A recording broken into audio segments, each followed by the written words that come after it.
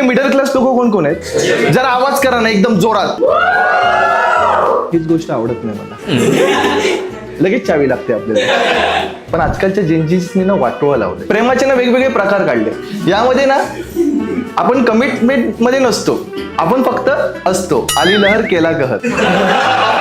तर एक जेनजीस आला आणि मला एक टीप देतोस का रे, की मुलींना कसं हँडल करायचं. 12 वर्ष तू प्रेम केलंयस ना. मी बोललो, बघ नाटक फ्री मध्ये बसून देईन पण टीप फ्री मध्ये देणार. 12 वर्ष सहन केलंय, एवढं सोपं नसतं ना. तुला लहानपणी बघितलेलं, तू नागडा फिरायचास, मग आता लग्नात काय नागडा यायचं होतं का मी?